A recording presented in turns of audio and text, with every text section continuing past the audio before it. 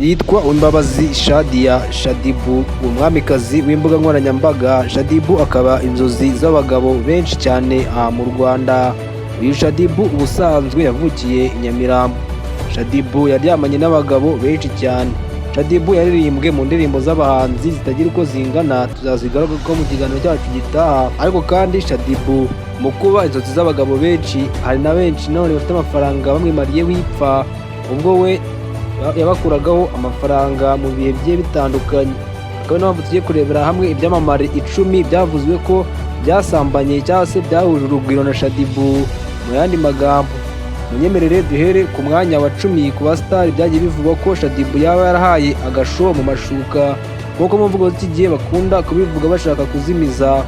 Shadibu ku mwanya wa 10 ku basitari bivugwa ko yahaye show turahasanga uwitwa Munyakazi Bruce Melody, akaba 001. Uyu mugabo akunda guhimba kinyusi ni umwe mu bavuzwe na Shadibu ko baba barahuriye mu ishuka ubwo bashutiraga indirimbo yitwa Akinyuma, yarimo amagambo menshi atajyanye n'ibyo umuco nyarwanda wemera, cyane ko naciye mu gihugu cy'u Burundi bo bananiwe kuyihanganira, nubwo mu Rwanda banze kubahana ariko mu Burundi barayiciye. Ubwo bakoraga indirimbo yitwa Akinyuma, umuntu wayigaragayemo mu mashusho wayagitinzemo yitwa Shadibu, yagaragaraga arimo anyonga ikibuno mu mazi.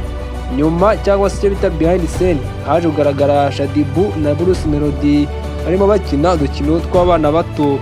Nk'uko umunyarwanda yaravuze ngo imikino ivamo imiswirano, akaba ari naho bamwe bahereye bavuga ko uyu Shadibu na Bruce Melody bashobora kuba bajyanye ibihe byiza nyuma yo gushutinga iyo ndirimbo cyangwa se mu gihe cya negosiyasiyo. Ntawabonye kandi nta nubwo byavuzwe cyane mu bitangazamakuru bigiye bitandukanye, ariko nanone ntabwo bacirwa amakenga bitewe n'umubano wabo n'uburyo baryanaga akara ko mu jisho nk'abantu basanzwe bamenyeranye. Kandi abyibuke neza, Bruce Melody igihe yari akennye yabonaga Shadibu akamubonamo inzozi, cyane ko Shadibu nyine yari inzozi ku bagabo batari bake, cyane cyane ariko bafite irari bashaka kwimara iryo pfa.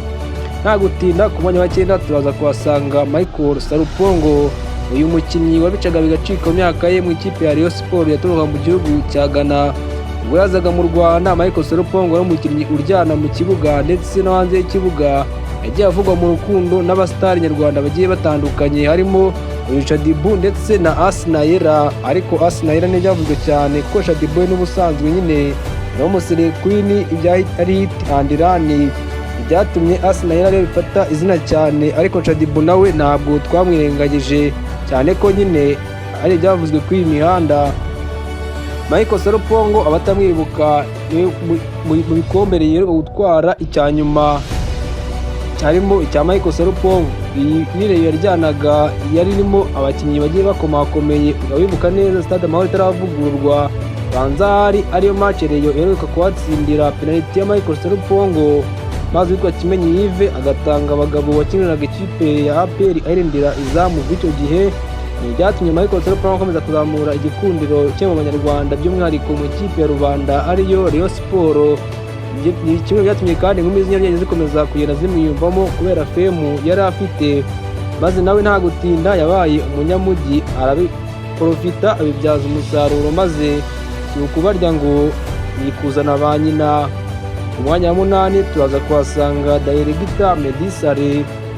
Kugeza kuri ubu uyu ni n'abagabo Shadibu twavuga ko hari icyo yamukuyeho, kuko we kugeza amagingo yamukuyeho abana 2 b'abakobwa ndetse abanyamunzu nk'umugore n'umugabo. Nyuma Shadibu aza kumuta, ariko bari barabaye nyine bavuga ko Medisare ari we.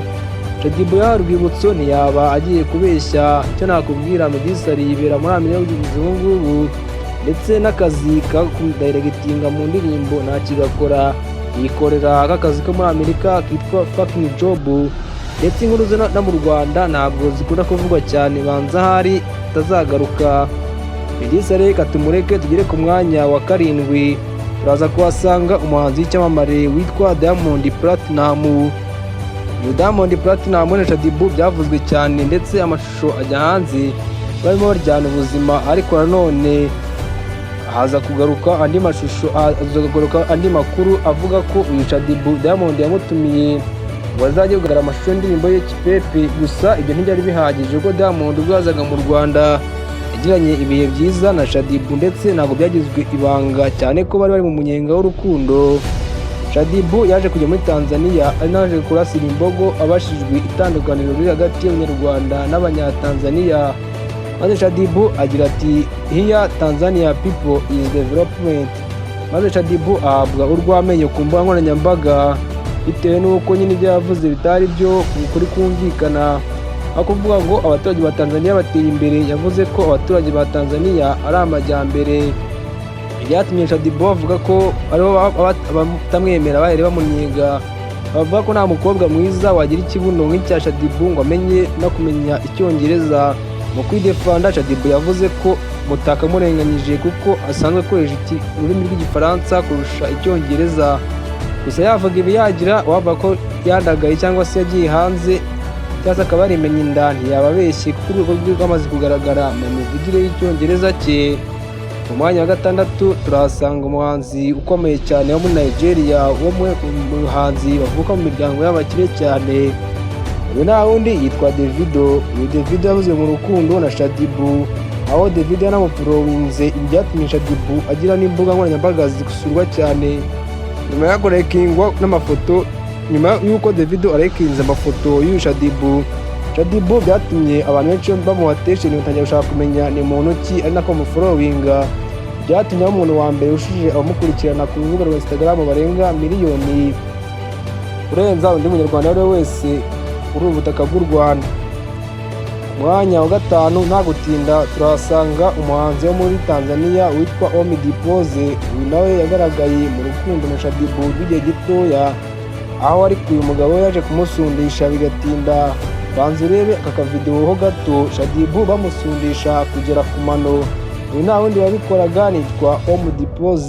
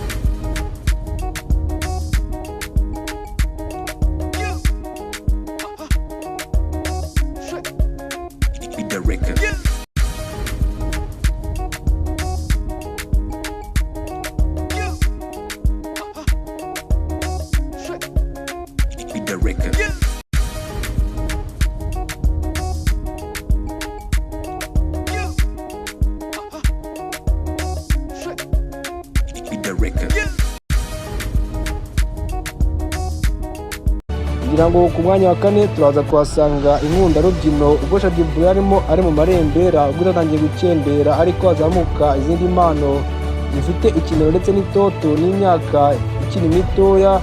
Shaddy witwaga umukecuru utangiye kugenda atikuzo ndetse n'igiciro cye kigenda kigabanuka. Mu kugabanuka nta kindi yakoze kitari ukugabanya ibiciro, maze bituma kumugeraho ari ibintu byoroshye cyane, mbese nyine yaraciriritse mu yandi magambo. Uyu Shaddy yaje kugaragara mu rukundo n'inkundarubyino yitwa Manzi Veno y'umwandagara wundi w'umuhanzi yibera mu gihugu cya Kenya. Baje kurya amafoto ndetse barya ubuzima mu bihe bigiye bitandukanye. Nta gutinda katwikomereze ku mwanya wa gatatu turaza kuhasanga producer yewe. Mu rukundo rw'uyu musani ukiri mutoya mu gukora indirimbo z'abahanzi bagiye batandukanye, ubwo yazaga mu ruganda yabonye nta kundi yabigenza, maze yiyambaza Shaddy umwami w'imbuga nkoranyambaga kugira ngo amuzamure ku bw'amasezerano bahimbye urukundo, maze amwemerera agera kuri miliyoni 6 ubwo azaba amaze gufatisha muri uru ruganda.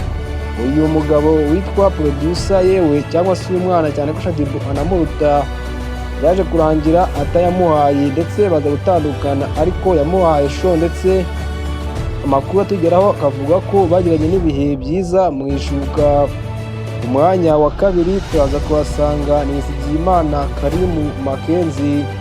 Uyu mukinnyi w'umushingantahe nawe yabaye mu Rwanda igihe kitari gito, yakinnye amakipe atandukanye arimo APR, Rayon Sport, ari nawe yaje kugiriramo ibihe byiza cyane. ndetse na Kiyovu yagiyemo arimo arasaza. Inkuru mu rukundo na Shaddy Boo zaje gutangazwa n'umunyamakuru witwa Denis Mutangazaji ukorera Isibo FM, aho yavuze ko yaje kubona Shaddy Boo ndetse n'uyu mugabo Nizigimana Karim Mackenzie barimo mu kabari babyina bikomeye, ndetse ko bashobora kuba baranaraye, ibyatumye nyine Nizigimana Karim Mackenzie wari mu marembera kandi atari umunyarwanda bamutungaho itoroshi, ariko none ntagira umutera amabuye kuko Shaddy Boo ni umusitari kandi na Mackenzie nawe yari umusitari. Nta nkuru yari irimo, bose bavuga ko baguranaga ntacyo bitwaye, gusa ariko Nizigimana Karim Mackenzie yari afite umugore, nubwo ntacyo umugore wigeze ashaka kubitangazaho. Ku mwanya wa mbere turaza kuhasanga uwitwa Yugi Umukaraza. Burya ngo igurukanye umutanyu ishinjwa ko ariyo yabimaze. Ubu tuvugana Yugi Umukaraza arafunze azira gufata ku ngufu uwitwa Shaddy Boo, nyamara Shaddy Boo abo bose mubwiye bamunyuzemo kandi ntacyo babatwaye. Shaddy Boo kugeza kuri ubu nawe ari muri rehab, aho yasanzwemo ibiyobyabwenge. Nyuma yaho Shaddy Boo kandi agaragaje ko ngo yatandukanye n'ibyo byose akemera kwiyegurira Mwami Yesu nk'umukiza we, ariko ibyo byose bidakura ingaruka z'ibyaha abakubwiye bose ntibivuga ko bahuje urugwiro na Shaddy Boo mu ishuka. Mu by'ukuri uyu Mukaraza nawe nyikubwira witwa Aimable, uyu nguyu aracyafunze azira ko yanywesheje Shaddy Boo ibisindisha maze akamufatirana akamukorera ibya mfura mbi. Ndashimiye ko manyina natwe mu kiganiro twareberaga hamwe abasitari 10 byavuzwe ko baryamanye cyangwa se bahuje urugwiro na Shaddy Boo mu ishuka, nubwo uretse Umukaraza ndetse na Medisare aribo bifitiwe gihamya. Bashimiye ko mwadukurikiye, mukomeze mugire ibihe byiza. Iyi channel yitwa Rab Entertainment Rwanda, muri Rwanda wageze gukora subscribe.